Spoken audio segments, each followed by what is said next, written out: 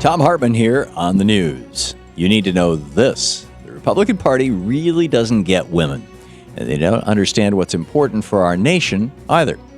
On the very day they picked a woman to give the State of the Union response, they also passed legislation to limit women's access to health care.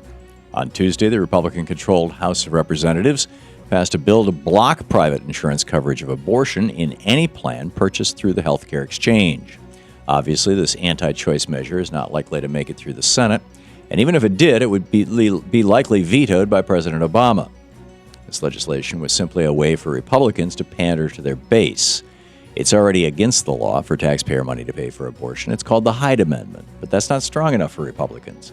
They think their time is best spent trying to deny women their legal right to a safe and sometimes necessary medical procedure, when the majority of Americans want Congress focused on important issues like jobs, immigration, and our economy. Representative Louise Slaughter said, "Yesterday, we saw two visions for America play out on the House floor. President Obama and congressional Democrats' vision for economic opportunity and jobs, and the House Republicans' vision for telling American women what they can and cannot do with their bodies." End of quote. Denying women access to abortion is not going to bring back jobs in our country. It's not going to stimulate our economy, and it's not going to restore benefits for the long-term unemployed. If Republicans want to refight the battles of previous decades, that's one thing. But how about they deal with the important fights of our time first? In screwed news, state economies are suffering because Republicans refuse to extend unemployment benefits. According to the Democratic Policy and Communications Center, states have lost $1.76 billion since Congress allowed long-term unemployment benefits to expire.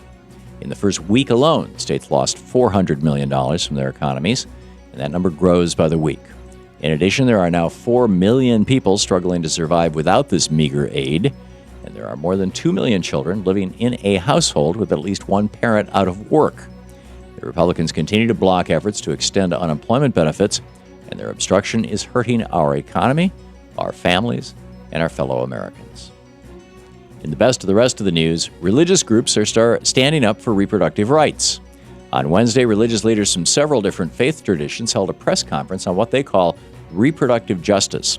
These church leaders have joined with secular groups to form a new coalition called It's Time to Talk, which is focused on a new way forward on issues like contraception, abortion, and comprehensive sex education. In an interview with the Think Progress blog, Reverend Harry Knox said, quote, "For too long, the extreme religious right has dominated the public conversation about religion and sexuality." He added, "But the truth is that most people of faith, like the majority of Americans overall, support contraception, comprehensive sexual education, and reproductive health care, including abortion." End of quote. These religious men and women join a long list of faith leaders who have worked to protect reproductive rights, and their brave work will make a difference. According to radcast.org, levels are still calm in most areas today, but another wave of radiation is expected to hit our nation in the next couple of days. Charleston, West Virginia is reporting 43 counts per minute with spikes to 67. In Salisbury, Mass. is averaging 45 with highs of 72 counts per minute. Frederick, Wisconsin is sitting at 46 counts per minute with spikes to 80. And Layton, Utah is hovering at 46 with highs of 78 counts per minute. Chandler, Arizona is reporting 49 counts per minute with spikes to 77. And Borger, Texas is sitting at 38 with highs of 70 counts per minute. Chico, California is hovering at 32 counts per minute with spikes to 68. And Seattle, Washington is averaging 31 with highs of 50 counts per minute. Radcast's alert level is 100 counts per minute, although they remind us that there is no such thing as a safe level of radiation. 10 cities are teaming up to fight climate change. Salt Lake City, Boston, Denver, Atlanta, Chicago, Kansas City, Houston, Philadelphia, Los Angeles, and Orlando are all working together to cut climate pollution and save up to $1 billion a year on energy bills. Their effort has been called the City Energy Project, and they're working with environmental groups like the Natural Resources Defense Council to create tailored plans to cut carbon emissions.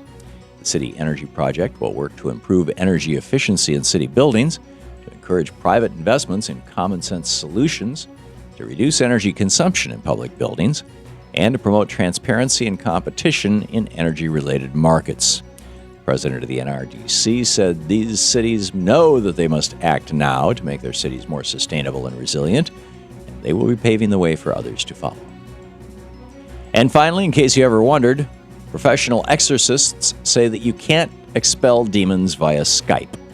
In an interview with CNN's Anderson Cooper, Bob Larson, an evangelical Christian pastor, said he performs exorcisms through the web service, but others say it's just an internet scam.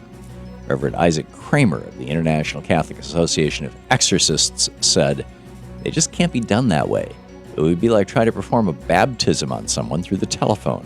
In our technological age, it's almost surprising that the internet exorcism question hasn't popped up before. If you want to avoid someone trying to get rid of your demons, I hear you may be able to stay away from user GovBJindal." And that's the way it is. Today, Thursday, January 30th, 2014. I'm Thom Hartmann on the news.